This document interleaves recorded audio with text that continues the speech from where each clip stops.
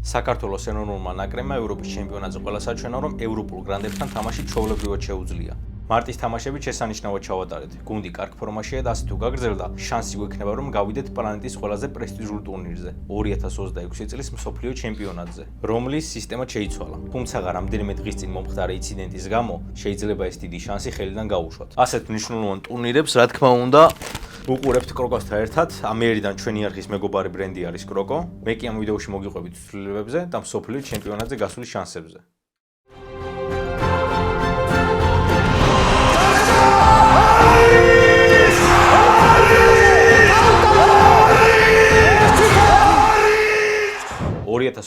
წლის მსოფლიო ჩემპიონატი ახალი, გაფართოებული ფორმატით გაიმართება. აქამდე მთელი დეკადების განმავლობაში ტურნირი 32 გუნდიანი იყო. ახლა კი მონაწილეობას 48 ქვეყნის ნაკრები მიიღებს, მათ შორის ევროპიდან 16. იმისთვის, რომ საქართველოს ნაკრებმა მსოფლიო ჩემპიონატზე ასპარეზობის უფლება მოიპოვოს, ამისთვის არსებობს ორი გზა.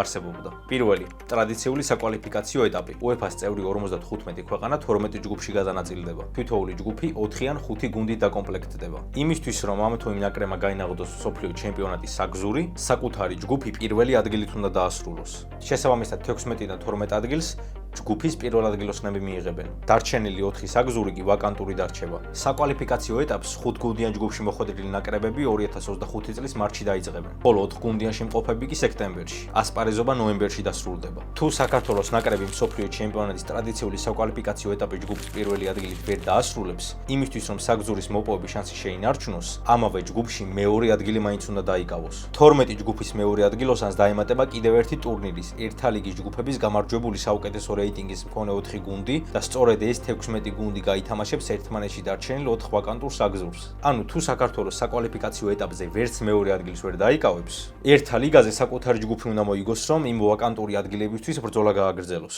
მაგრამ საქმე იმაშია, რომ ეს ტურნირი უკვე იყო. საქართველოს ნაკრებს ჯგუფში უკრაინა, ალბანეთი და ჩეხეთი ყავდა და მიუხედავად იმისა, რომ თამაშები ძალიან კარგად დავიწყეთ, ჯგუფში პირველი ადგილის მოპოვება ვერ მოვახერხეთ. ამიტომ მსოფლიო ჩემპიონატზე ერთა ლიგიდან გასვლის შანსები დავივიწყეთ, რაც იყო. როგორც უკვე აღვნიშნე, ერთა ლიგიდან საკუთარი ჯგუფის გამარჯვებული 4 საუკეთესო გუნდი გააგრძელებს საგზურებისთვის ბრძოლას. საქართველოს ნაკრებს ერთა ლიგის ჯგუფში პირველი ადგილი აუცილებლად უნდა დაიკავებინა. მაგრამ სულ რომ ასე მომხდარიყო, შეიძლებოდა მაინც ვერ გავსულიყავი. ახლა ვაგეხსნით რატომ. სხვა ყველაფერთან ერთად ძალიან მნიშვნელოვანი არის რეიტინგი. საქართველოს ნაკრები B დივიზიონში ასპარეზობს. სომხეთსაც ზუსტად B დივიზიონში დასარჩენად ვეთამაშეთ, რომელსაც მოუგეთ. გადაცემა ჩაკვეტაძე მარცხენა ფეხით ურტყამს 3-0 გიორგი ჩაკვეტაძე.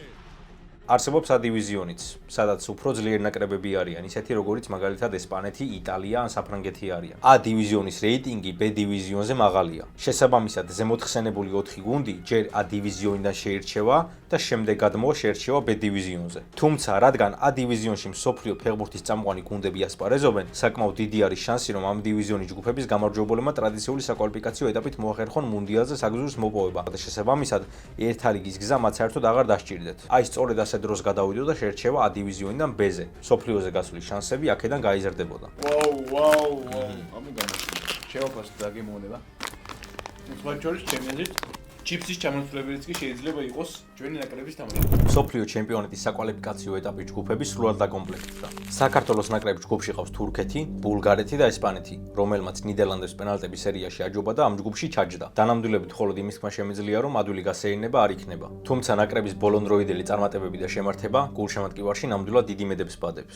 ყველაზე ცუდი ამბავი ის არის, რომ სექტემბრის სანაკრებო პაუზაზე პირველი საშინაო თამაში თურქეთთან გვაქვს. ცუდი აქ არაფერი არ იქნებოდა, რომ არა ის ინციდენტი, რაც სომხეთთან თამაშის დასრულების შემდეგ გულშემატკივრებს შორის მოხდა. ქართველთა ნაწილი მოედანზე შევარდა, ალიაკოჩი კი სომეხი გულშემატკივრების სექტორს ფოთლების როლა და გინება დაუწყეს. ამ ვიდეოს ჩაწერის დროს ჯერ კიდევ არ არის ცნობილი ფინანსური სანქციების გარდა კიდევ რა ემუქრება ჩვენს ნაკრებს. თუმცა საკმაოდ დიდი არის იმის ალბათობა, რომ პირველ საშინაო მატჩს თურქეთთან ცარიელი ტრიბუნებით შევხვდეთ. და მგონი იმის მიხვედრა ძნელი საერთოდ არ არის, რომ ამ შეხვედრის მოგება ყველაზე მეტად გვჭირდება, რადგან ჯგუფში ესპანეთი გვყავს. აქედან გადავალ ესპანეთზე და გეტყვით, რომ ეს ქვეყანა გადაგვეკიდა. საერთოდ აღარ დარჩა არანაირი ტურნირი, სადაც მათთან გადაკვეთა არ გვიწევს. ბოლოს ფურია როხას ევროპის ჩემპიონატზე ვეთამაშეთ და მიუხედავად იმისა, რომ პირველი გოლი გავიტანეთ და უცებ ყველას ევროპის ჩემპიონობის ამბიციები გაგვიჩნდა, შეხვედრა 4-1 წავაგეთ. გასვლაზე გამარჯვების შანსი საკმაოდ დაბალია. მით უმეტეს იქიდან გამომდინარე, თუ გავითვალისწინებთ მათ ახლანდელ ფორმას და იმ ფეხბურთელებს, რომლებიც ყავთ, მაგალითად ლამინე იამალს. აი, საშინაო მატჩში კი თუ კიდე ვინმე არ შევარდა სტადიონზე და საერთოდ არ დაგხურეს,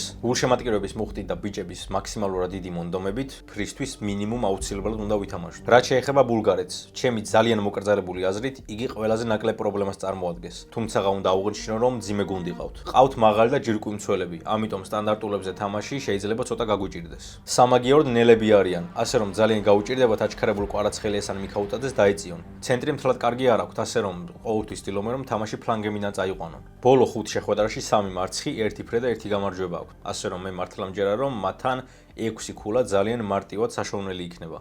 ასე რომ უნდა ვიბრძოლოთ. ეს ჩემი ვარაუდები იყო. შემოდგომას კი საკუთარი თვალებით ვნახავთ რა და როგორ მოხდება. დიდი იმედი მაქვს რომ პირველ საშინაო მატჩს თურქებთან ცარიელი ტრიბუნებით არ შევხვდებით. დღეისთვის კი სულ ეს იყო. თუ მოგწონთ ჩემი კონტენტი, გამოიწერეთ არხი, მოიწონეთ ვიდეო, ჩვენ კი შევხვდებით მომავალ ეპიზოდში.